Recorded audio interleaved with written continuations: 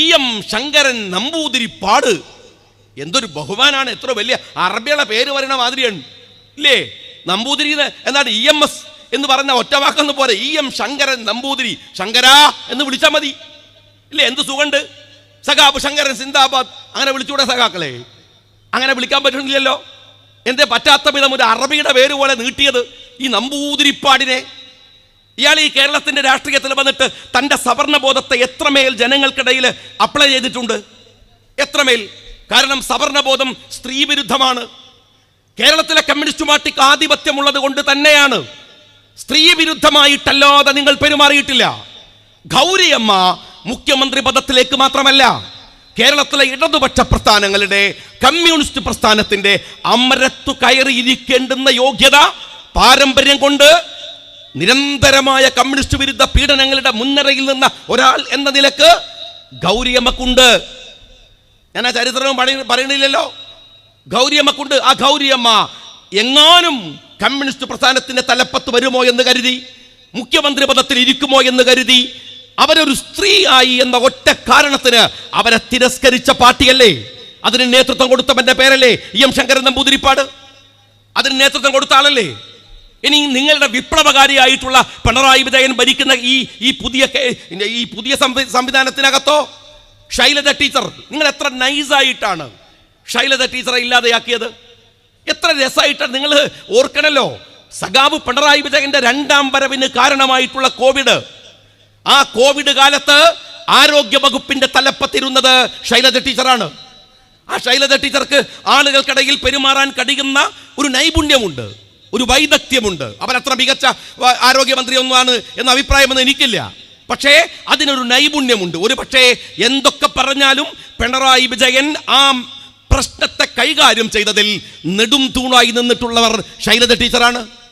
ആ ശൈലജ ടീച്ചറെ രണ്ടാം ഗവൺമെന്റ് വരുമ്പോൾ എത്ര നൈസായിട്ട് ആ രണ്ടാം ഗവൺമെന്റ് വരാൻ കാരണമായ കോവിഡ് മാനേജ്മെന്റിന്റെ അമരത്തിരുന്ന ആ സ്ത്രീയെ നിങ്ങൾ വെട്ടിയില്ലേ? അവരെ വെട്ടിയില്ലേ? നിങ്ങളുടെ പാർട്ടിയിൽ എന്തെങ്കിലും ഒരു പാർട്ടി സെക്രട്ടറിയായി സ്ത്രീ വന്നിട്ടുണ്ടോ? നിങ്ങൾക്ക് അധികാരം കിട്ടിയ ഏതെങ്കിലും ഒരു സ്റ്റേറ്റിൽ നിങ്ങളൊരു സ്ത്രീ മുഖ്യമന്ത്രിയെ ഉണ്ടാക്കിയിട്ടുണ്ടോ? പിന്തിരിപ്പന്മാർ എന്ന് നിങ്ങൾ പറയുന്ന കോൺഗ്രസ് പാർട്ടി ഇന്ത്യയുടെ പ്രധാനമന്ത്രി മാത്രമല്ല, പ്രധാനമന്ത്രിയാവണമെന്ന് ജനങ്ങൾ പോയി നിർബന്ധിച്ചിട്ടും ആവാത്ത സോണിയാഗാന്ധി മുതൽ എത്ര സ്റ്റേറ്റുകളിലെ മുഖ്യമന്ത്രിമാർ സ്ത്രീകളായിരുന്നിട്ടുണ്ട്? വലിയ വിപ്ലവവും ആദർശത്തിന്റെ ഈ തലച്ചുമടൊന്നും കൊണ്ടു നടന്ന് ബുദ്ധിമുട്ടാത്ത കോൺഗ്രസ്സുകാർ, ആ കോൺഗ്രസിന്റെ രാഷ്ട്രീയ പാർട്ടിക്കകത്ത് എത്ര സ്ത്രീകൾക്ക് വ്യക്തിത്വവും അവർക്ക് അസ്തിത്വവും അവർക്ക് അധികാരവും കയ്യിൽ കിട്ടിയിട്ടുണ്ട്?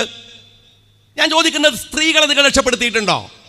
EM ശങ്കരൻ നമ്പൂതിരിപ്പാട് വളരെ ബുദ്ധിപരമായി ചെയ്ത കുറച്ച് കാര്യങ്ങളുണ്ട്. എന്താണെന്നറിയാതെ? വളരെ ബുദ്ധിപരമായി ഈഴവ സമുദായം ഇവിടുത്തെ ഏറ്റവും താഴെ തട്ടിലേക്ക് പതിച്ചു പോകുമായിരുന്ന സമുദായമാണ്. മഹാനായ ശ്രീനാരായണ ഗുരുദേവൻ പക്ഷേ അവരെ രക്ഷപ്പെടുത്തിയെടുക്കാൻ ഒരു ശ്രമം നടത്തി. അതിൻ്റെ ഫലം എന്താ അറിയാം? ഞാൻ കൊല്ലത്ത് നിങ്ങൾ പോയി നോക്കിയാൽ നിങ്ങൾക്കറിയാം, മലബാറിൽ മുസ്ലിങ്ങൾ പ്രവാസികളായി മുസ്ലിങ്ങൾ വീട് വെക്കുന്നത് വലിയ വീടുകൾ വെക്കാറുണ്ട്.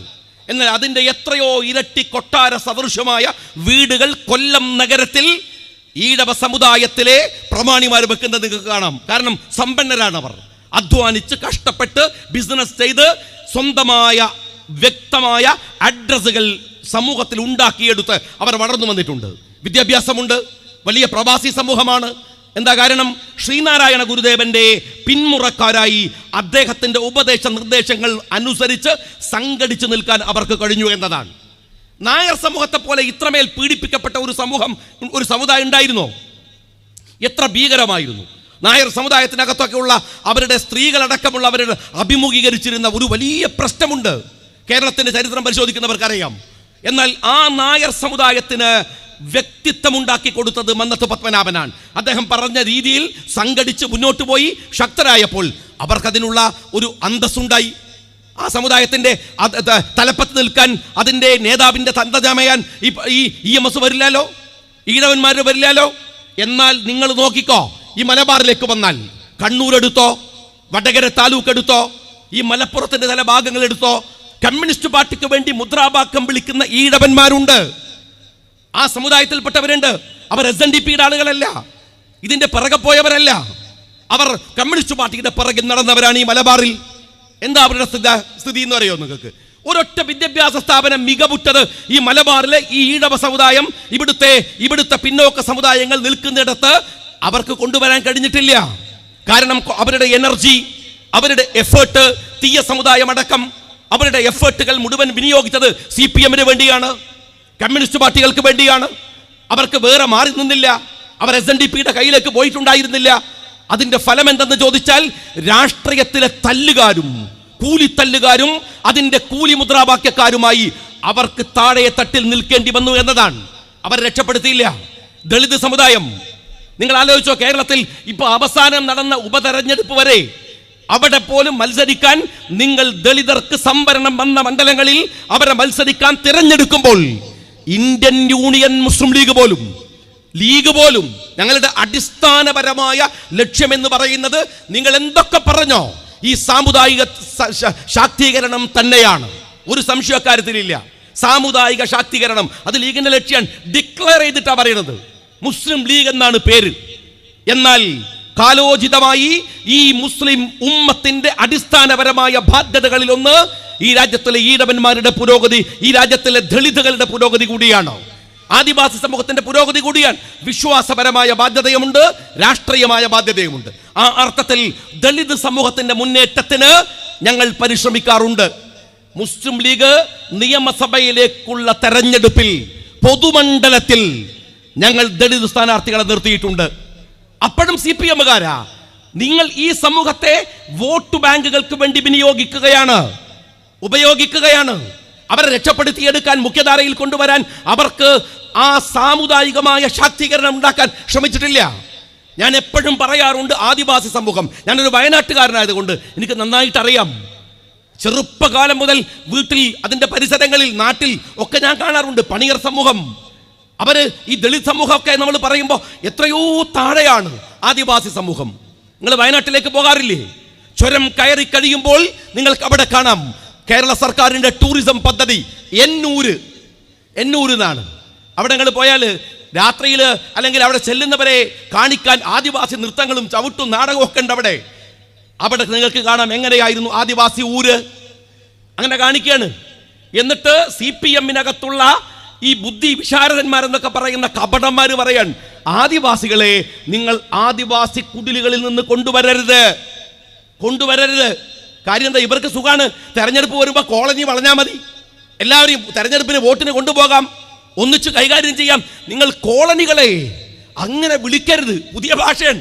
എന്നിട്ട് അവരെ ത്രസിപ്പിക്കാൻ കോളനി എന്ന് പറയരുത്. ഭയങ്കര വിപ്ലവമാണ്. അവരെ ഒരു നല്ല വേഷം ധരിക്കാൻ, അവർ പഴയ വേഷം ധരിക്കട്ടെ. അവരവരുടെ ഊരുകളിൽ നിന്ന് രക്ഷപ്പെടാൻ ശ്രമിച്ചാൽ അങ്ങനെ പോവരുത്. ഈ നിർബന്ധം ഇവിടുത്തെ മുസ്ലിങ്ങൾക്കുണ്ടോ? ഈ നിർബന്ധം ഇവിടുത്തെ ക്രിസ്ത്യാനിക്കുണ്ടോ? ഈ നിർബന്ധം ഇവിടുത്തെ മറ്റേതെങ്കിലും ജാതിക്കുണ്ടോ? ഇല്ലല്ലോ. ഇതാ ഈ മലബാറിൽ നിങ്ങൾ ഈ മലപ്പുറത്തെ മാപ്പിളയെ ഇവിടുത്തെ സിനിമകൾ ചിത്രീകരിക്കുന്നത് എങ്ങനെയാണ്? അല്ലെങ്കിൽ നമ്മൾ എങ്ങനെയായിരുന്നു? കാച്ചിമുണ്ട് എന്ന് പറഞ്ഞാൽ ഒരു മാപ്പിള സ്ത്രീയല്ലേ ഓർമ്മ വരിക? നമ്മളെ വല്യമ്മ കഴുത്തിന് മുഴുവൻ ചിറ്റിട്ട്, ആ ചിറ്റിങ്ങനെ കാതിൽ മുഴുവൻ ചിറ്റിട്ടിട്ട് ആ കാതിങ്ങനെ തൂങ്ങുന്നവരെ പൊന്നിട്ട് നടക്കുന്ന നമ്മളെ വല്യമ്മ. നമ്മളെ വല്യപ്പയോ ഒരു കള്ളിമുണ്ട്, ഒരു അരപ്പെട്ട, അതിലൊരു കത്തി, അങ്ങനെയൊക്കെ അല്ലേ? ആ വല്യപ്പ എവിടെ? ആ കള്ളിമുണ്ടവിടെ? ആ കാച്ചിമുണ്ടവിടെ? നമ്മളെ ഉമ്മാരെ കണ്ടിട്ടില്ല? ഇപ്പം നമ്മളെ ഉമ്മാരെ എങ്ങനെയാണ്? എന്തൊരു ഉഷാറാണ്, എന്തൊരു മനോഹരമായി വസ്ത്രം. നമ്മളെ പെൺകുട്ടികളും നമ്മളെ ആൺകുട്ടികളൊക്കെ എന്ത് ചെത്ത് പിള്ളേരാണ് നോക്കി, ഞങ്ങൾ എന്ത് മനോഹരമായി വസ്ത്രം ധരിക്കുന്നവരാണ്. എന്തൊരു രസമാണ് കാണാൻ, അല്ലേ? അപ്പം അത് നമുക്ക് പറ്റും, കുഴപ്പമില്ലല്ലോ.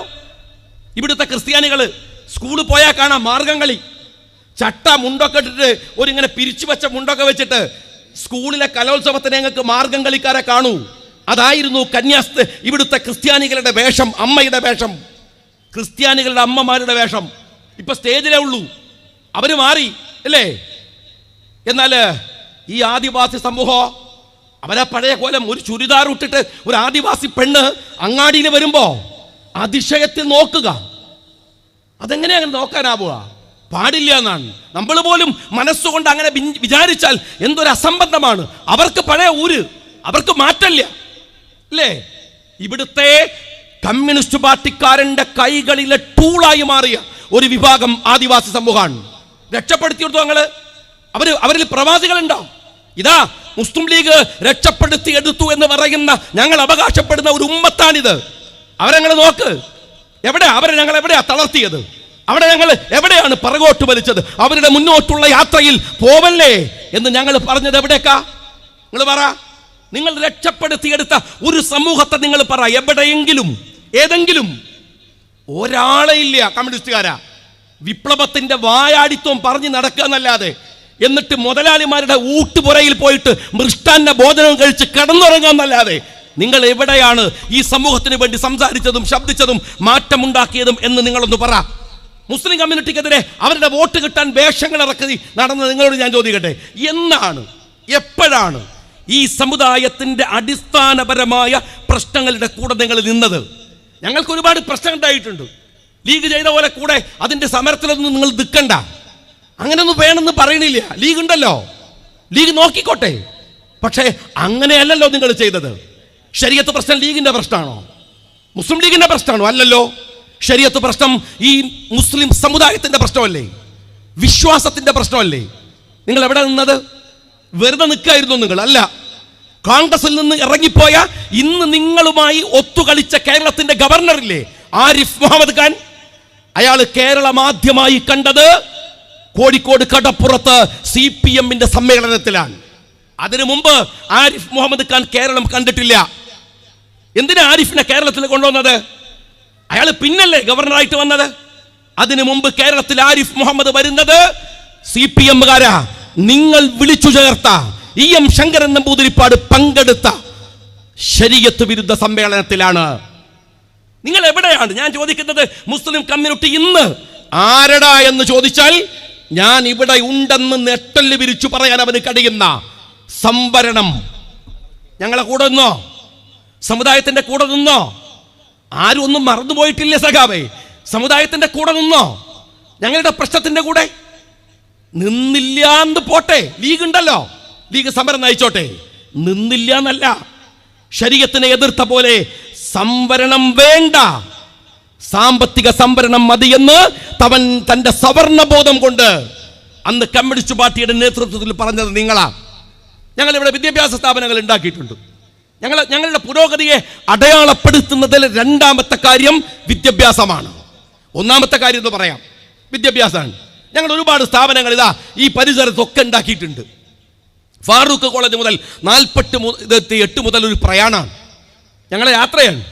ഒരുപാട് സ്ഥാപനമുണ്ട്. ഒരു സ്ഥാപനം കൊണ്ടുവരുമ്പോൾ അതിൻ്റെ ഒരു അപ്രിസിയേഷൻ, അതിൻ്റെ കൂടെ നിൽക്കൽ, അതിനെ ഒന്ന് സഹായിക്കൽ, ഒരു വാക്കുകൊണ്ട് ആ നാട്ടിലെ ഒരു പ്രസ്ഥാനം എന്ന നിലക്ക് കമ്മ്യൂണിസ്റ്റ് പാർട്ടിക്കാരാ ഞങ്ങൾ ഒരു സമുദായം എന്ന നിലക്ക് വിദ്യാഭ്യാസ സ്ഥാപനം കൊണ്ടുവരുമ്പോഴുള്ള സാമ്പത്തിക ബാധ്യതയെക്കുറിച്ച് ഞങ്ങൾ പറയണില്ല. ഞങ്ങളത് കൊണ്ടുവന്നു, ഞങ്ങളെ മക്കളെ പഠിപ്പിച്ചു. അവർക്ക് വിവരം വെച്ചപ്പോ അവർ ജയിക്കുന്നത് കോപ്പി അടിച്ചിട്ടാ. നിങ്ങൾ പറഞ്ഞില്ലേ, അവർ ജയിക്കുമ്പോൾ അതിൽ നിങ്ങൾക്കൊരു കോൺട്രിബ്യൂഷനും ഇല്ലട്ടാ. അവരുടെ സ്ഥാപനം കൊണ്ടുവരുന്നതിലില്ല, മക്കൾ പഠിക്കുന്നതിലില്ല, അതിനുവേണ്ടിയുള്ള ഒരു ബാധ്യതയിൽ നിങ്ങളില്ല. ഒക്കെ പോട്ടെ, അവർ കഷ്ടപ്പെട്ട് ജയിച്ചു വന്നപ്പോ ഇന്നിപ്പോ ഇവിടുന്ന് ഇങ്ങനെ കുറെ അവാർഡൊക്കെ കൊടുത്തില്ലേ, ഈ മക്കൾ ജയിച്ചു വന്നപ്പോ അതുപോലും നിങ്ങൾ കോപ്പി അടിച്ച് ജയിച്ചു എന്ന് നിങ്ങൾ പറഞ്ഞില്ലേ. മുസ്ലിം സമുദായത്തിന്റെ ഒരു സാമൂഹ്യ പുരോഗതിയുണ്ട്, അത് പ്രവാസമാണ്. അത് പ്രവാസമാണ്. ആ പ്രവാസത്തിലേക്ക് പോകുന്ന മുസ്ലിം അവന്റെ പ്രവാസ ജീവിതം കഴിഞ്ഞ് ഈ നാട്ടിൽ വന്നുള്ള അവന്റെ മുന്നോട്ടുള്ള പ്രയാണം, അവന്റെ ഏതെങ്കിലും ഒരു ഘട്ടത്തിൽ അവന്റെ കയ്യിൽ നിന്ന് കിട്ടുന്ന പൈസ അടിച്ചു മാറ്റി സമ്മേളനം നടത്താൻ നോക്കുക, ഭീഷണിപ്പെടുത്തി പൈസ വാങ്ങുക. പിന്നെ പൈസക്കാർക്ക് ഇങ്ങനത്തെ സഖാക്കളെയും അധികാരം കാണുമ്പോൾ കൊണ്ടുപോയി കൊടുക്കാൻ കൈതരിച്ചിട്ട് കൊണ്ടുപോയി കൊടുക്കുക, ഇങ്ങനെ കുറെ പരിപാടി ഉണ്ടല്ലോ. ഇതൊക്കെ മുതലാക്കി വാങ്ങുക എന്നല്ലാതെ അവന് വേണ്ടി അവൻ അഭിമുഖീകരിക്കുന്ന ഒരു പ്രശ്നത്തെ, പ്രവാസ പ്രശ്നത്തെയോ ഏതെങ്കിലും ഒരു പ്രശ്നത്തെ നിങ്ങൾ അഭിമുഖീകരിച്ചത് നിങ്ങൾക്ക് പറയാൻ കഴിയില്ല. എന്ന് മാത്രമല്ല, നിങ്ങൾ മലപ്പുറം ജില്ലയിലെ സുഹൃത്തുക്കളോട് ഞാൻ പറയട്ടെ, മലപ്പുറം ജില്ലയിൽ മുസ്ലിങ്ങൾ ഭൂരിപക്ഷമാണ്, സ്വാഭാവികം. പലയിടത്തും അങ്ങനെ പലതരത്തിലാണ്. പാലയിൽ പോയ ക്രിസ്ത്യാനികളാണ്, പലതരത്തിലാണ്. ജനസംഖ്യാനുപാതികമായി മുസ്ലിങ്ങൾ കൂടുതലാണ്. അതുകൊണ്ട് ഇവിടെ മുസ്ലിങ്ങൾക്കിടയിലുള്ള പ്രശ്നങ്ങളിലാണ് CPM കേന്ദ്രീകരിക്കുന്നത്. മുസ്ലിം പ്രമാണിമാർ, മുസ്ലിങ്ങൾക്കിടയിൽ സ്വാധീനമുള്ള പ്രസംഗകർ മുസ്ലിങ്ങൾക്കിടയിൽ ഇടപെടാൻ കഴിയുന്ന പണക്കാർ, മറ്റു തരത്തിലുള്ളവർ, അവർക്ക് മലപ്പുറം ജില്ലയിലെ CPM-ൽ സ്പേസ് ഉണ്ട്. കാരണം എന്താണ്? ഇവിടെ ഫിത്തനയാക്കേണ്ടത് മുസ്ലിങ്ങളെയാണ്. അതിന് പുറത്തുനിന്നൊരു കൂട്ടരെടുത്താൽ മലപ്പുറത്ത് ഫിത്തന ഉണ്ടാക്കാൻ കഴിയില്ല, സ്വാഭാവികമാണ്. പുറത്തുനിന്നൊരു വിഭാഗത്തെ എന്റർടൈൻ ചെയ്ത് കൊണ്ടുവന്നാൽ മലപ്പുറത്ത് ഒരു ഫിത്തന സാധ്യമല്ല. അതുകൊണ്ട് മലപ്പുറത്തെ ഈ ജമാഅത്തിനെ, ഈ കൂട്ടായ്മയെ തകർക്കാൻ നിങ്ങൾ ഉപയോഗിക്കുന്നത് മലപ്പുറത്തിലെ മുസ്ലിങ്ങളെ തന്നെയാണ്. എന്നാൽ ഗൂഗിളിലൊന്നും സെർച്ച് ചെയ്യണ്ട, നിങ്ങൾക്ക് വണ്ടി എടുത്ത് പോയാൽ മതി. നാളെ രാവിലെ പോകാം. വടകര താലൂക്കിലേക്ക് പോ, കണ്ണൂരിലേക്ക് പോ, കാസർഗോഡിലേക്ക് പോ. അവിടെ മുസ്ലിം കമ്മ്യൂണിറ്റിക്ക് പ്രശ്നങ്ങൾ ഉണ്ടാക്കാൻ ഉപയോഗിക്കുന്നത് മുസ്ലിങ്ങളെയാണോ? അല്ല, അത് സാധ്യമല്ല. കാരണം അവിടെ ഈ പറയുന്നതിന് അനുസരിച്ച് അവരെ എത്രമേൽ കിട്ടും ഇവർക്ക് കൂടെ ആളെ നിൽക്കാൻ എന്ന് മനസ്സിലാവുന്നത് കൊണ്ട് വളരെ സൂക്ഷിച്ച കൈകാര്യം ചെയ്യുന്നത്. അവിടെ എങ്ങനെയാണ്? അവിടെ നിങ്ങൾ പരിശോധിച്ചോ. നാദാപുരം കലാപം, തലശ്ശേരി കലാപം, തളിപ്പറമ്പ് കലാപം, മാടായി കലാപം എടുത്തു നോക്കിക്കോ. നിങ്ങൾ മലപ്പുറം ജില്ലയിൽ കാണുന്ന പോലെയല്ല. മറിച്ച് മുസ്ലിം കമ്മ്യൂണിറ്റിയെ അടിമുടി തകർക്കാൻ, സാമ്പത്തികമായി അവന്റെ എല്ലൂരാൻ അവർ ചുമതലപ്പെടുത്തി വിടുന്നത് അവിടുത്തെ തൊഴിലാളികൾ എന്നടക്കം പറഞ്ഞ് കമ്മ്യൂണിസ്റ്റ് പാർട്ടി അടിമകളാക്കി വെച്ച മുസ്ലിം അല്ലാത്ത മറ്റൊരു വിഭാഗത്തെയാണ് ആസൂത്രിതമായിട്ട് അവരുടെ മനസ്സിൽ ഇങ്ങനെ വെറുപ്പങ്ങനെ ഉണ്ടാക്കി. ഈ കണാരൻ്റെ ഒക്കെ പ്രസംഗം ഉണ്ട് നാദാപുരത്ത്. ഞങ്ങൾ അദ്ദേഹത്തിൻ്റെ ഒരു പ്രസംഗം എഴുതപ്പെട്ട പ്രസംഗമുണ്ട്. അയാൾ പറയാണ്, ഒരു കൊല്ലത്തിൽ 5 ഉറുപ്പിക തൊഴിലാളിക്ക് കൂലി കൂട്ടി കൊടുക്കണം. അപ്പൊ എല്ലാ കൊല്ലവും കണാരൻ്റെ പ്രസംഗമാണ്, എല്ലാ കൊല്ലവും വരും. ആ കൂലി കൊടുത്തോളണം. എടോ മാപ്പിളെ, ആ കൂലി കൊടുത്തോണം. കൊടുത്തിട്ടില്ലെങ്കിൽ ഇതാ കണ്ടോ, പണിയെടുക്കുന്ന ഇവന്റെ കയ്യിലെ തഴമ്പാണ്. ആ തഴമ്പ് എങ്ങനെ പ്രയോഗിക്കണമെന്ന് കണാരനറിയാം. എന്നുവെച്ചാല് മറുഭാഗത്തൊരു മുതലാളിമാർ, അവരോ മുസ്ലിങ്ങള്. ഇവിടെ തൊഴിലാളികൾ, അവരോ മുസ്ലിങ്ങളെ അല്ല. എന്നിട്ട് എന്ത് ചെയ്യുക? ഇവരെ തമ്മിൽ തല്ലിക്കുക, തൊഴിലാളികൾ ഉണ്ടാക്കാൻ. എന്നാൽ ഈ പറയുന്ന കണാരന്റെ ഒരുപാട് തലമുറ വന്നല്ലോ. കണാരൻ ഈ തൊഴിലാളിക്ക് ഒരു സ്കൂൾ ഉണ്ടാക്കി കൊടുത്തിട്ടില്ല. ഈ കണാരൻ ഈ തൊഴിലാളിയെ ഒരു പാസ്പോർട്ട് ഒപ്പിച്ച് വിദേശത്ത് പറഞ്ഞയച്ചിട്ടില്ല. ഇവരെ എപ്പോഴും തല്ലാൻ വേണം, ഇവരെ എപ്പോഴും കൊല്ലാൻ വേണം. മാപ്പിളപ്പണിയൊക്കെ അതിനിടക്കടത്തു. മലപ്പുറത്ത് നാദാപുരത്ത് ഞങ്ങളെ സഹോദരന്മാരെ കൊല്ലുന്നതിനിടയിൽ അവിടെ 27 മുസ്ലിം വിദ്യാഭ്യാസ സ്ഥാപനങ്ങൾ ഞങ്ങൾ ഉണ്ടാക്കി, ഞങ്ങളെ മക്കളെ പഠിപ്പിച്ചു. ഈ ഇന്ത്യയിൽ നല്ല ലോകത്തിലെ ഏത് മികച്ച യൂണിവേഴ്സിറ്റിയിൽ പോയാലും വടകര താലൂക്കിലെ കുട്ടികളെ കാണാം, നാദാപുരത്തെ കുട്ടികളെ കാണാം. കാരണം ഞങ്ങൾ പഠിപ്പിക്കാൻ ഞങ്ങളെ പണിക്ക് പോയിട്ടില്ല, തിരിച്ചു തല്ലാൻ ആളുണ്ടാക്കല്ല. ആ സമുദായത്തിന് ശക്തിയും ആർജവവും കൊടുക്കുകയാണ് ഞങ്ങൾ ചെയ്തത്. നിങ്ങളോ ഇവർക്കിടയിൽ ഈ വെറുപ്പിനെ ഇങ്ങനെ ഉണ്ടാക്കി എടുത്തു. അതിനെ ഇങ്ങനെ എത്രമാത്രം പർവ്വതീകരിക്കാൻ കഴിയോ? എന്നിട്ട് താനൂർ വന്ന് പ്രസംഗിക്കാൻ, സഹോദരന്മാരെ, തലശ്ശേരിയിലെ കലാപം നിങ്ങൾക്ക് ഓർമ്മയില്ലേ? ഉണ്ടല്ലോ, നിങ്ങൾ ഉണ്ടാക്കിയ കലാപ സഖാവേ, നിങ്ങൾ ഉണ്ടാക്കിയ കലാപം. എന്നിട്ട് വന്നിട്ട് പറയാണ്, ആ കലാപം അടിച്ചമർത്തിയത് കമ്മ്യൂണിസ്റ്റ് പാർട്ടിയാണ്. എവിടെ? തലശ്ശേരിയിൽ. നിങ്ങൾക്കറിയുമോ താനൂർക്കാരാ, UK കുമാരൻ ഷഹീദായത് മുസ്ലിങ്ങൾക്ക് വേണ്ടിയാണ്. UK കുമാരൻ എവിടെയാ ഷഹീദായെന്ന് അറിയാം? കള്ളുഷാപ്പിലാണ്. UK കുമാരനാണ് സഖാബ് ഷഹീദ്, അല്ലേ? ഈ സഖാബ് ഷഹീദ് മരിക്കണത് ജനുവരി 5-നാണ്. കലാപം ഡിസംബർ 31 കഴിയുന്നുണ്ട്. കഴിഞ്ഞ വിവരം ആരറിഞ്ഞിട്ടില്ല? ഷഹീദ് അറിഞ്ഞിട്ടില്ല. ഷഹീദ് കള്ളു കുടിക്കാൻ പോയി, അവിടെ ആരോട് തർക്കണ്ടായിട്ട് അങ്ങനെ ഷഹീദായതാണ്. ഈ UK കുമാരൻ എന്ന് പറയുന്ന കള്ളുകുടിയനെയാണ് മുസ്ലിം സമുദായത്തിന്റെ രക്ഷകനായിട്ട് പിണറായി വിജയൻ അടക്കമുള്ള ഒരു രാജ്യത്ത് പറഞ്ഞുകൊണ്ടിരിക്കുന്നത്. നിങ്ങൾക്കറിയോ, വിധേയത്തിൽ കമ്മീഷൻ പറയുന്നത് എന്താ വെച്ചാൽ 33 പള്ളികൾ തകർത്തു. ചെറിയ ദിവസങ്ങളാണ് കേട്ടോ. ഞാനാ പറയുന്നത്, ഗൂഗിളിൽ നിന്ന് സെർച്ച് ചെയ്യരുത്, ഒന്ന് പോയിട്ട് അന്വേഷിക്കും. 33 പള്ളി. ഇത് ഷാജി പറയണല്ല, വിധേയത്തിൽ കമ്മീഷനിൽ പറഞ്ഞാണ്. അതിൽ 15 പള്ളികൾ ഉള്ളയിടത്ത് 1 കിലോമീറ്റർ ദൂരത്തിൽ പോലും ഒരു പൊടിക്ക് പോലും RSSകാരനില്ല. പിന്നെ എങ്ങനെയാ പള്ളി തകരുക? ഇനി ഒന്ന് വേറെ ചോദിക്കട്ടെ, സഖാവ് പിണറായി വിജയന് പിണറായി പാറ അറിയാലോ? പിണറായി പാറയിൽ ഒരു പള്ളി ഉണ്ടായിരുന്നു. ആ പള്ളി പൊളിക്കുന്നത് ഡിസംബർ 30 അർദ്ധരാത്രിയായി. പള്ളി പൊളിക്കാൻ ഇന്നത്തെ പോലെ ലൈറ്റ് ഒന്നിട്ട് പൊളിക്കാൻ പറ്റില്ലല്ലോ. ചൂട്ടും വെട്ടുമ്പോ കൈക്കന്നെ കൊണ്ടുപോകുന്നു കരുതിയിട്ട് 30 നിർത്തിവെച്ച് ഡിസംബർ 31 ശാന്തി സമാധാനം വരുന്നതിന് മുമ്പ് ആ പള്ളി പൊളിച്ചു തീർത്തു. പറയുന്നത് ഷാജി അല്ല, വിധേയത്തൽ കമ്മീഷനാണ്. നിങ്ങൾ മനസ്സിലാക്കണം. അത് മാത്രം തീരുന്നില്ല, അവിടെ ഒരു പ്രതിയുണ്ട്, പേര് കുമാരൻ, സഖാവ് കുമാരൻ.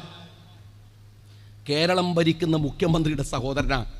അറിയാം നിങ്ങൾ ഈ പൂവിട്ട് പൂജിച്ച് കൊണ്ടു നടക്കണ ഈ സാധനം ഉണ്ടല്ലോ, ഇരട്ട ചങ്കണ്ടെന്ന് നുണ പറയണ, ഒറ്റ ചങ്ക് പോലും ഇല്ലാത്ത, നടുപ്പുറത്ത് RSSന്റെ മുമ്പിൽ വളച്ചു വെക്കുന്ന നട്ടല് മാത്രമല്ല നിന്റെ പിണറായി വിജയനല്ലേ, അയാളുടെ സഹോദരൻ പ്രതിയാത്രേ ഈ പള്ളിപൊളിയിൽ, പിണറായി പാറപ്പുറത്തെ പള്ളിപൊളിയിൽ. എന്നിട്ട് താനൂർ വന്നിട്ട് പറയാണ്, നിങ്ങൾക്കറിയാം ഞാൻ കണ്ണോണ്ട് കണ്ടിട്ടുണ്ട്. ചോദിച്ചോ നിങ്ങൾ, തളിപ്പറമ്പിൽ CPM ആക്രമിച്ച വീട്, ആ വീട്ടിൽ സ്പാനർ ഉപയോഗിച്ചിട്ട് ക്ലോസറ്റ് അഴിച്ചു കൊണ്ടുപോയി. അമ്മാതിരി കള്ളത്തരം. ഒരു ആക്സിഡൻ്റലി ഒരു കലാപം ഉണ്ടായാൽ എന്താ ചെയ്യുക? അടിച്ചു പൊളിക്കലല്ലേ? അങ്ങനല്ലേ സംഭവിക്കുക? ഇത് അടിയും പൊളിയൊക്കെ പിന്നെ ഊരാവുന്ന സകല സാധനം ഊരിക്കൊണ്ടുപോയിട്ട്, ക്ലോസറ്റ് അടക്കം ഇത് ഊരിക്കൊണ്ടുപോയിട്ടാണ് ഈ സഖാക്കൾ കലാപം നടത്തിയത്. ഞാൻ കണ്ണുകൊണ്ട് കണ്ടതാണ്.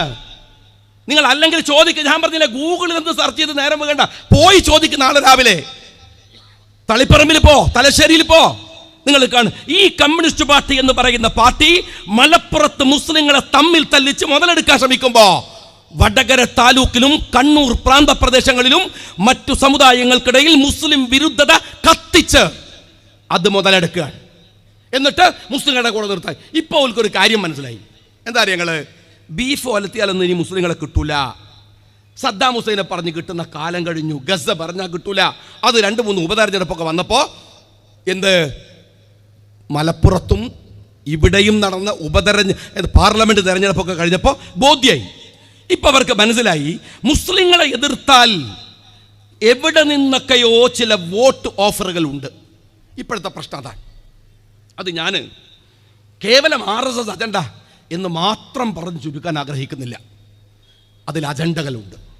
നിങ്ങളെല്ലാവരും സൂക്ഷ്മതയോടെ ശ്രദ്ധിക്കേണ്ടുന്ന കാലമാണ്. അതുകൊണ്ട് പറയുകയാണ്, വലിയ അജണ്ടകളുണ്ട്. മുസ്ലിം കമ്മ്യൂണിറ്റിയെ ടാർഗറ്റ് ചെയ്താൽ, മുസ്ലിം കമ്മ്യൂണിറ്റി ഈ നിലവിൽ എത്തിയതിന് പിറകിൽ ഒരുപാട് അധ്വാനമുണ്ട്. ലീഗ് മാത്രമൊന്നല്ല, എല്ലാവരും എത്ര കഷ്ടപ്പാട്. ഒന്ന് പോയി നോക്ക്. ആടുജീവിതമൊക്കെ വെറുതെ ഉണ്ടായതല്ല.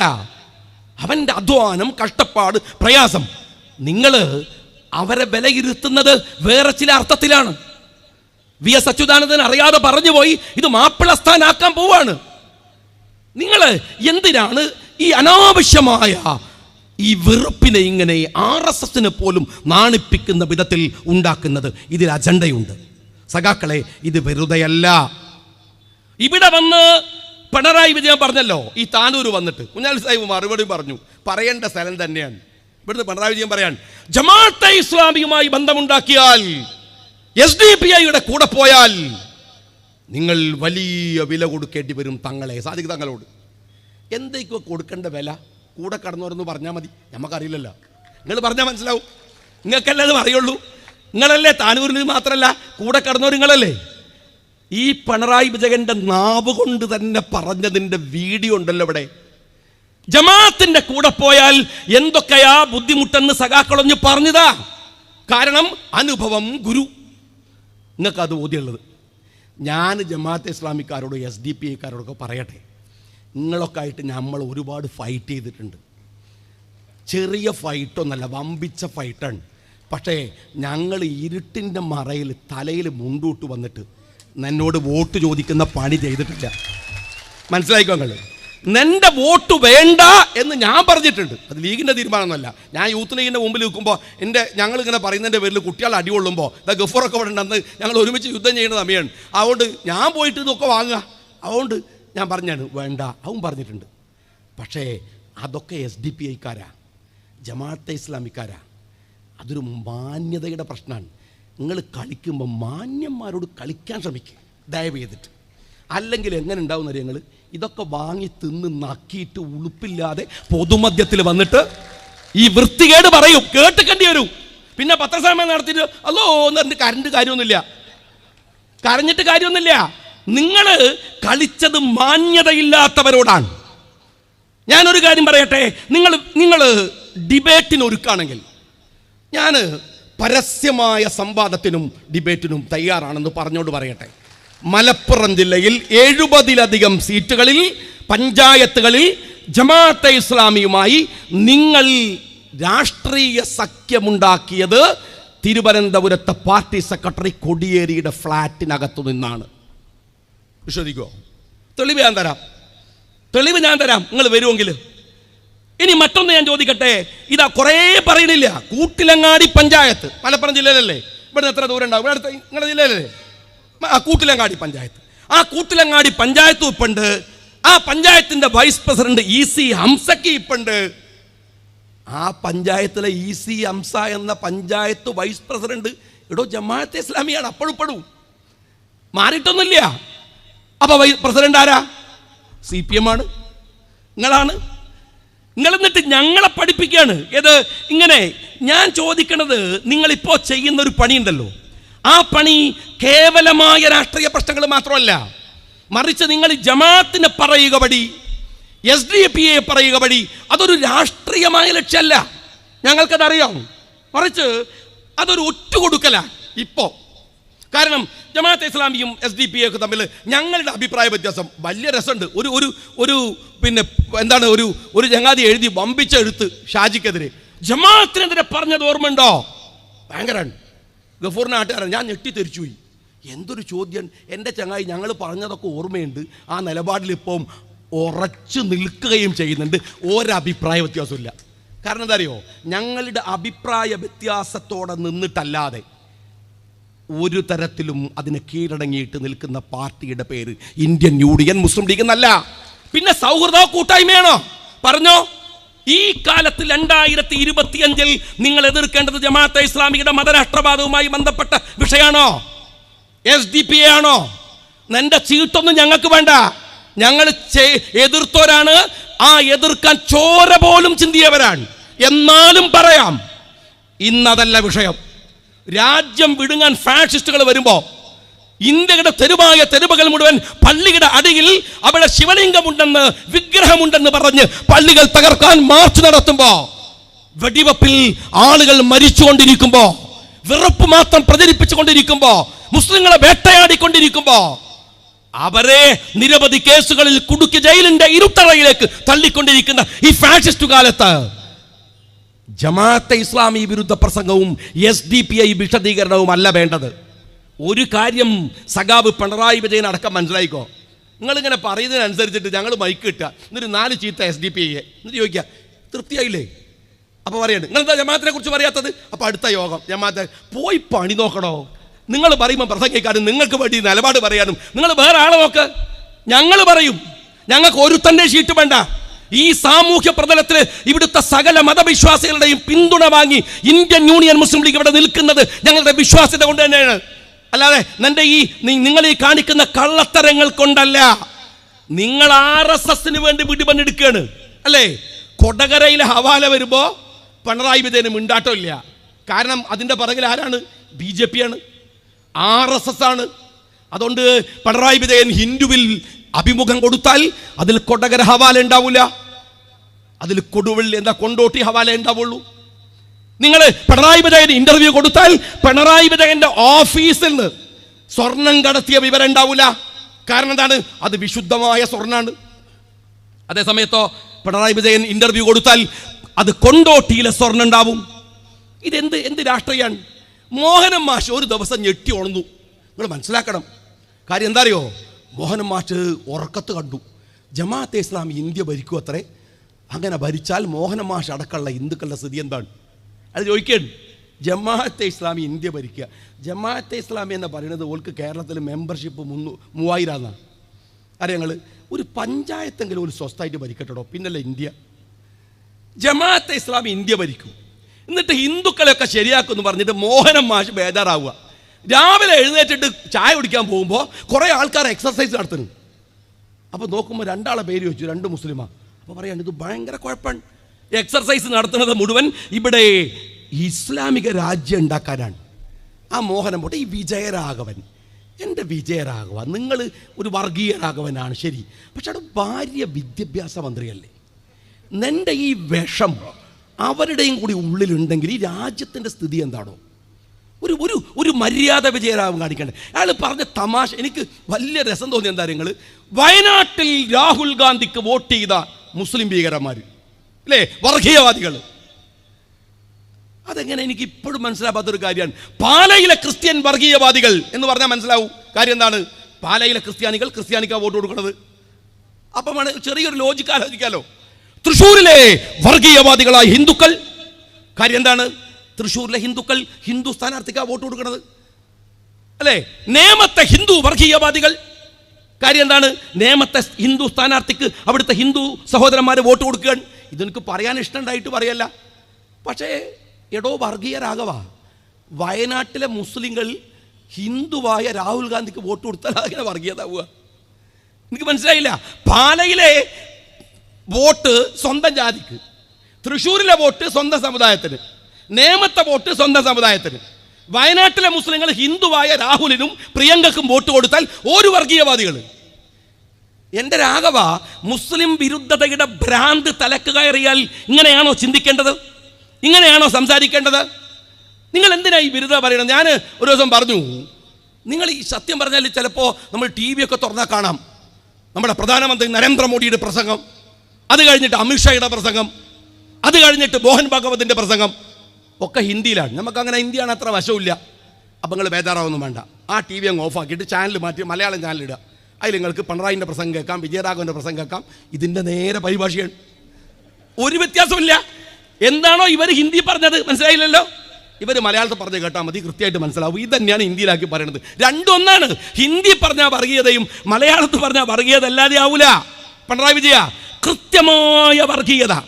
ഈ PC ജോർജ്, നിങ്ങൾ ഏതെങ്കിലും കുട്ടികളൊരു പോസ്റ്റ് ഇട്ടാൽ പാടില്ലാട്ടാ, പാടില്ലെന്ന് തന്നെ പറയാൻ, എന്നാലും അപ്പം രാത്രി വീട് വളഞ്ഞ് ഫേസ്ബുക്ക് പോസ്റ്റ് ഇട്ട് കളഞ്ഞു, അറസ്റ്റ് ചെയ്താളൂ.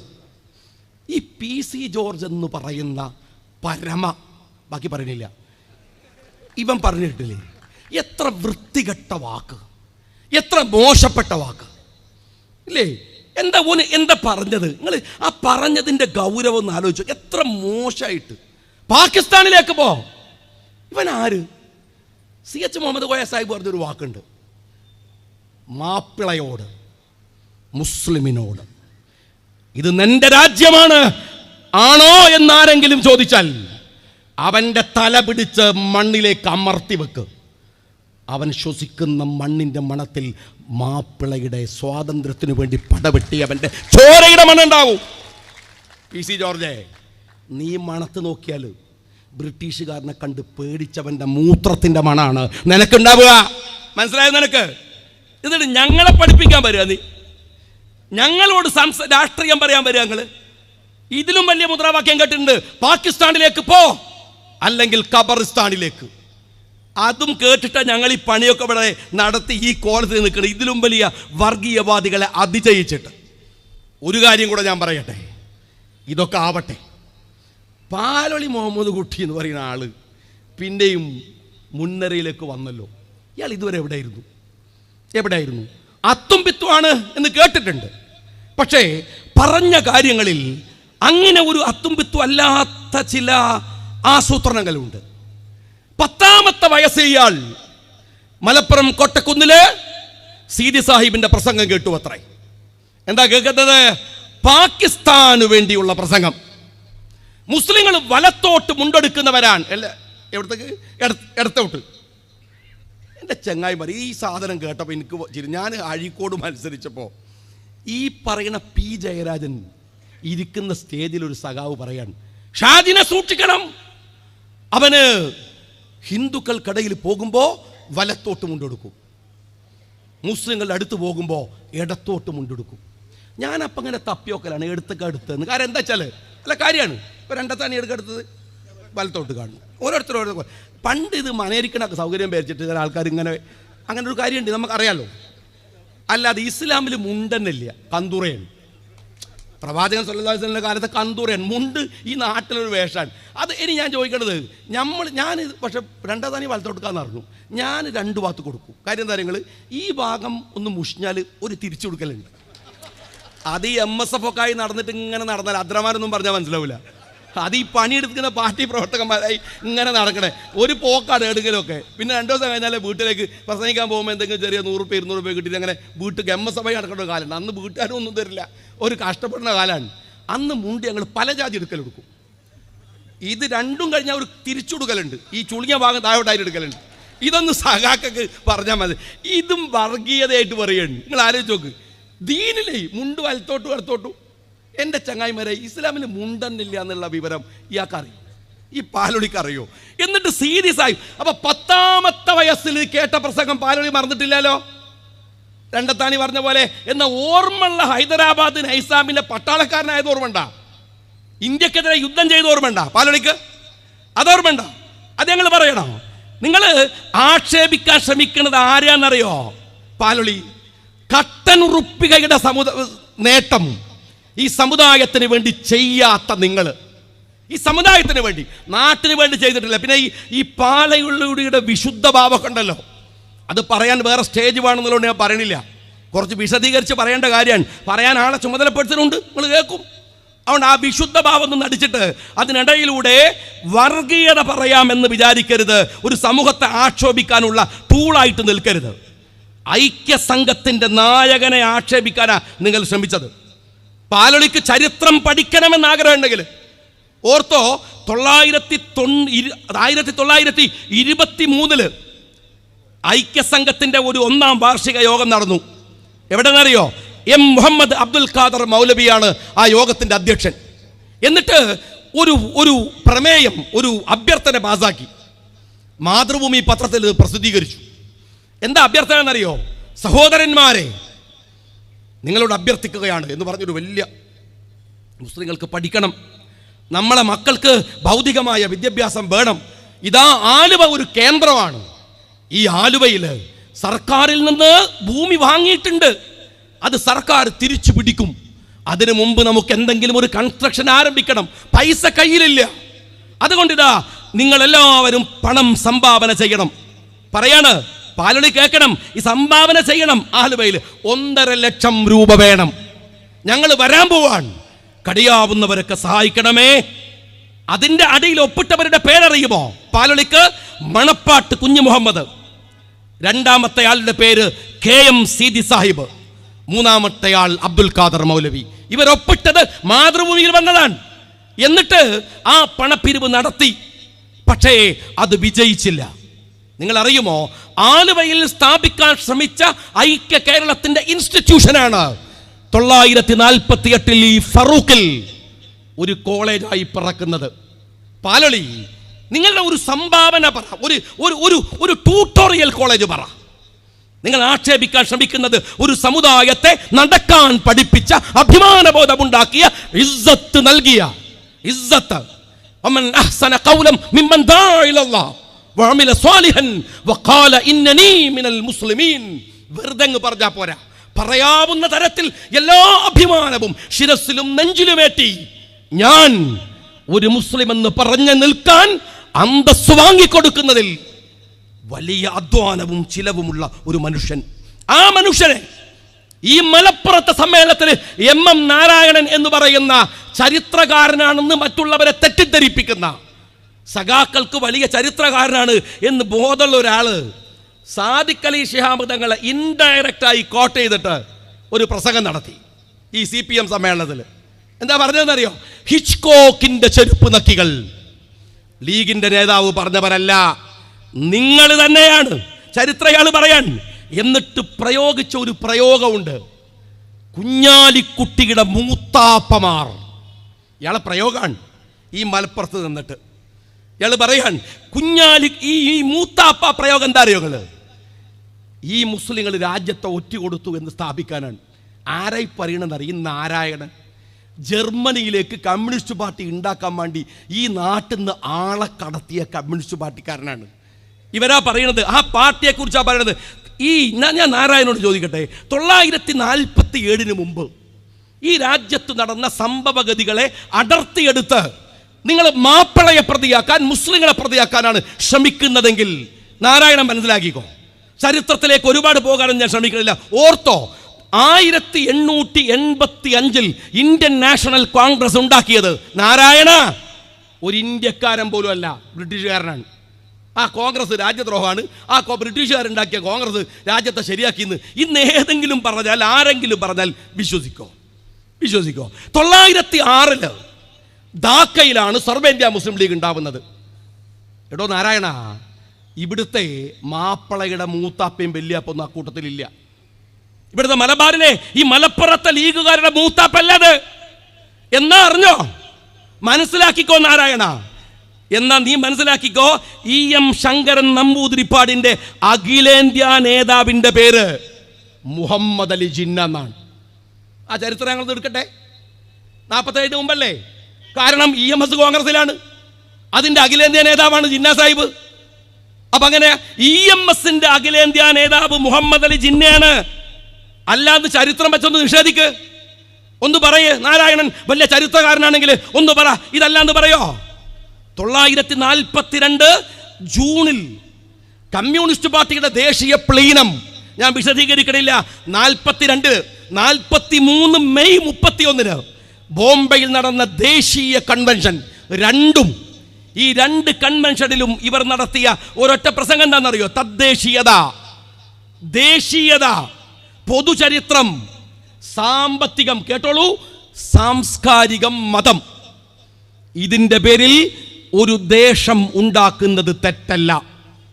പാകിസ്ഥാനെ ന്യായീകരിച്ച് പ്രമേയം പാസാക്കിയത് നിങ്ങളുടെ കമ്മ്യൂണിസ്റ്റുകാരനായ ഡോക്ടർ ഗംഗാധരൻ അധികാരി എന്ന കമ്മ്യൂണിസ്റ്റ് മൂത്താപ്പയാണ് നാരായണ. നിങ്ങളെ മൂത്താപ്പ, ലീഗാരല്ല, ഞങ്ങളെ മൂത്താപ്പാരല്ല, നിങ്ങളെ മൂത്താപ്പുകാരാണ്. ഈ പാകിസ്ഥാനെ ന്യായീകരിച്ച് തീർന്നില്ല. ഈ പറയുന്ന ഗംഗാധരൻ അധികാരി ആരാന്നറിയ? പീപ്പിൾസ് വാർ, പീപ്പിൾസ് ഏജന്റ് എന്നൊക്കെ പറയുന്ന കമ്മ്യൂണിസ്റ്റ് പത്രത്തിന്റെ അതിന്റെ പത്രാധിപർ ആരുടെ കൂടെ? PC ജോഷിയുടെ കൂടെ, രണദിബയുടെ കൂടെ 942 വരെ. അന്ന് സീതി സാഹിബ്, പാലളി മുഹമ്മദ് കുട്ടി മനസ്സിലാക്കിക്കോ, അന്ന് സീതി സാഹിബ് 921 ഒറ്റപ്പാലത്ത് നടക്കുന്ന കോൺഗ്രസ് സമ്മേളനത്തിൽ പങ്കെടുക്കുകയാണ്. സീതി സാഹിബ് ഒറ്റക്കല്ല, കൂടെ മുഹമ്മദ് അബ്ദുറഹിമാൻ സാഹിബ്, വക്കം മൗലവി, തീരുന്നില്ല, സീതി സാഹിബിന്റെ ബാപ്പ, സീതി സാഹിബിന്റെ സഹോദരങ്ങള്, അവരെല്ലാം ചേർന്ന് കോൺഗ്രസിന്റെ സമ്മേളനത്തിലായിരുന്നു. എന്ന് വെച്ചാൽ പാലളി മുഹമ്മദ് കുട്ടി, ഞങ്ങളെ മൂത്താപ്പ, അവിടെ സമ്മേളനത്തിലായിരുന്നു. നിങ്ങൾ ഈ രാജ്യത്തെ ഒറ്റുകൊടുക്കുമ്പോൾ മനസ്സിലായോ നിങ്ങൾക്ക്? പാലളി മനസ്സിലാക്കേണ്ട ഒരു കാര്യം കൂടിയുണ്ട്. കുമാരനാശാന് ദുരവസ്ഥ എന്ന് പറയുന്ന കവിതയിൽ മനോഹരമായ അദ്ദേഹത്തിൻ്റെ ഒരുപാട് കവിതകളുണ്ട്. പക്ഷെ മുസ്ലിങ്ങളെ വളരെ മോശമായി ചിത്രീകരിക്കുന്നുണ്ട്. അന്ന് കുമാരനാശാന്, ആർക്ക്? കുമാരനാശാന് കാവ്യാത്മകമായി ഒരു കത്തെഴുതിയിട്ട് കുമാരനാശാനോട് പ്രതിഷേധിച്ചു ഞങ്ങളുടെ മൂത്താപ്പ സീതി സാഹിബ്. കുമാരനാശാൻ അത് ഉൾക്കൊണ്ടു, ആ വിമർശനത്തെ സ്വീകരിച്ചു. അത് മനസ്സിലാക്കണം. തീരുന്നില്ല. തിരുവനന്തപുരത്ത് ഖിലാഫത്ത് കമ്മിറ്റിയുടെ മംഗളപത്രം തയ്യാറാക്കുന്നത് സീതി സാഹിബ് ആർക്ക് വായിച്ചു കൊടുക്കാൻ? ഇന്ത്യയുടെ രാഷ്ട്രപിതാവ് ഗാന്ധിജിക്ക് വായിച്ചു കൊടുക്കാൻ. രണ്ടത്താടി പറഞ്ഞ പോലെ ആ ഗാന്ധിജിയുടെ പ്രസംഗത്തിന്റെ പരിഭാഷ കഴിയുമ്പോ ഈ രാഷ്ട്രത്തിന്റെ പിതാവ് ഗാന്ധിജി ചേർത്തു പിടിച്ച് ആശ്ലേഷിക്കുന്നുണ്ട്. ആരപ്പാലൊളി? ഞങ്ങളുടെ മൂത്താപ്പയെ, ഞങ്ങളുടെ പ്രിയപ്പെട്ട സീതി സാഹിബിനെ. 929 ലാഹോറില് കോൺഗ്രസിന്റെ സമ്മേളനം നടക്കുമ്പോ ആദ്യമായി പങ്കെടുത്ത കേരളത്തിലെ ഒരേ ഒരു മുസ്ലിം പാലൊളി ഞങ്ങളുടെ മൂത്താപ്പ KM സീതി സാഹിബാണ്. നിങ്ങൾ കളിയാക്കിയിട്ട് ചരിത്രം പറഞ്ഞു വരുമ്പോ ഇപ്പോ P ജയരാജന് ഈ അടുത്ത് പറഞ്ഞു, അദ്ദേഹം എഴുതിയ ഈ ചരിത്ര പുസ്തകമൊക്കെ ജയിലിൽ കിടക്കുന്ന പ്രതികൾക്ക് കൊടുത്തിട്ട് പറഞ്ഞു ജയിൽ വായിക്കാനുള്ള ഇടമാണ്. ദയവ് ചെയ്ത് MM നാരായണ, പ്രിയപ്പെട്ട P ജയരാജ, ഈ ചരിത്രമൊന്നും ജയിലിൽ കിടക്കുന്ന പ്രതികൾക്ക് പോലും കൊടുക്കരുത്. അതിലും വലിയ കുറ്റമൊന്നും വേറെ ഇല്ല. ദയവ് ചെയ്തിട്ട് അവരെ പോലും നിങ്ങൾ ഇനിയും അവരെ ശിക്ഷിക്കരുത്. അവർക്ക് പോലും വായിക്കാൻ കൊള്ളാത്ത ചവറുകൾ പുസ്തകം എന്നും പറഞ്ഞ് എഴുതിയിട്ട് കള്ളത്തരങ്ങൾ പ്രചരിപ്പിച്ചിട്ട് ഒരു കൂട്ടരെ ശരിയാക്കാന്ന് അല്ലേ? നിങ്ങൾ CPM മനസ്സിലാക്കിക്കോ, നിങ്ങൾ തകരുകയാണ്. അതിന് ഈ നാടകവും കുറേ മുതലാളിമാരുടെ ഊട്ടുപുരയിലെ മൃഷ്ടാന്ന ഭോജനമൊന്നും നിൽക്കൂല. അത് നടക്കൂല. ഞങ്ങൾക്കറിയാം ഇതിനേക്കാളും വലിയ മുതലാളിമാരോടൊക്കെ പടവെട്ടിയിട്ടാണ്. അതിലും വലിയ മുതലാളി ഉപ്പി സാഹിബിനേക്കാൾ വലിയ മുതലാളി ഒന്നും കണ്ടിട്ടില്ലല്ലോ. ആ ഉപ്പി സാഹിബ് പോലും ഈ നാട്ടിലെ പാവങ്ങളുടെ കൂടെ നിന്നോരാ. ഞങ്ങൾക്ക് അങ്ങനെ നിൽക്കാൻ കഴിയുള്ളൂ. ഞങ്ങളുടെ അടിസ്ഥാന രാഷ്ട്രീയതാണ്. അവരുടെ കൂടെ ഞങ്ങൾ ഉണ്ടാവുക. അല്ലാതെ നിങ്ങൾ ഈ പറയണ പോലെ ഇപ്പോൾ നേരത്തെ പറഞ്ഞാൽ ഇന്നലെ പറഞ്ഞിട്ട് ഞങ്ങളൊരു മനുഷ്യൻ എവിടെ എത്തിയെന്നറിയാം. ഞങ്ങൾ VS അച്യുതാനന്ദനെ സ്റ്റേജിൽ ഇരുത്തിയിട്ട് ഇയാൾ പറയാ കോഴിക്കോട് കടപ്പുറത്തുനിന്ന് തിരമാല ഒരു കുട്ടി ബക്കറ്റിലാക്കി നമ്മളെ ഗഫൂറിൻ്റെ നാട്ടുകാരനെ എഴുതി കൊടുത്താൽ, എന്നിട്ട് ഉറുദു കവിത പിണറായി വിജയനെ എന്നിട്ട് പറയാണ്, എന്നിട്ട് നോക്കുകയാണ് കപ്പലിലേക്ക്, തരണ്ടോ തരല്ല. അപ്പോൾ വെള്ളം പറഞ്ഞു കുട്ടിയോട്, ഞാൻ കടലിൻ്റെ മാറത്ത് നിൽക്കുമ്പോഴാണ് തിരയാവുന്നത്. VS ഇങ്ങനെ മേപ്പിട്ട് നോക്കിക്കുകയാണ്. ശരിയാക്കാണ് ഇയാൾ സ്റ്റേജിലിരുത്തിയിട്ട്. കാരണം VSൻ്റെ കുറച്ച് ഫ്ലക്സ് വന്നു. ആ മനുഷ്യനാണ് ഉളുപ്പില്ലാതെ. മെനഞ്ഞാന്ന് പത്രക്കാർ ചോദിച്ചപ്പോൾ എന്താ പറഞ്ഞറിയോ? സ്തുതിഗീതങ്ങൾ കേട്ട് നിൽക്കുന്ന പ്രശ്നമില്ല. അയാൾ വാക്ക് പാലിച്ചു. ഇരുന്നിട്ടാണ് കേട്ടത്, നിന്നില്ല. കേട്ട് നിൽക്കണ പ്രശ്നമില്ല. ഇരുന്നിട്ട് ഇയാളങ്ങനെ ചന്ദ്രനോട് ഒക്കുമ്പോൾ വാൻ, ഇന്ദ്രനോട് ഒക്കുമ്പോൾ വാൻ. സഖാക്കളെ ഹൃദയത്തിൽ എഴുതി വെച്ചോ, ഇത് വെറുതെ പറയണല്ല. നിൻ്റെ ഒടുക്കത്തെ മുഖ്യമന്ത്രിയാണ് ഈ കാട്ടുകള്ളനായ പിണറായി വിജയൻ. മനസ്സിലാക്കിക്കൾ. ഇതുപോലെ അയാൾ കക്കുന്നത് കണ്ടാലറിയാം ഇത് ഒടുക്കത്തെ കക്കലുമാണെന്ന്. അയാൾക്ക് ഒരേന് കഴിയില്ല. ഇപ്പം നമ്മളുണ്ടല്ലോ പോകാൻ നേരത്തെ എല്ലാവരും കൂടെ ഭാര്യ പിടിക്കൽ ഇപ്പം അങ്ങനെയാണ്. മോളോട് പറയാണ് കിട്ടുന്നെടുത്തോ. മോന് കുറച്ചൊരു ഉഷാറ് പോരാ, മോൻ്റെ അമ്മോഷൻ ഇറക്കി എന്നിട്ട് വരെ കക്കിക്കേട്. ഇതെന്താണ്? ഒടുക്കത്തെ കക്കലാണ്. സ്നേഹമുള്ളവരെ, ഈ രാഷ്ട്രീയത്തെ തിരിച്ചറിയുക എന്നത്, കൃത്യമായി അപ്ഡേറ്റ് ചെയ്തിട്ട് ഈ കള്ളന്മാരെ പൊളിക്കുക എന്നത് കർമ്മപദത്തിലാണ് നിർവഹിക്കേണ്ടത്. അഭിവാദ്യങ്ങൾ നേരുന്നു. ജയന്ത്.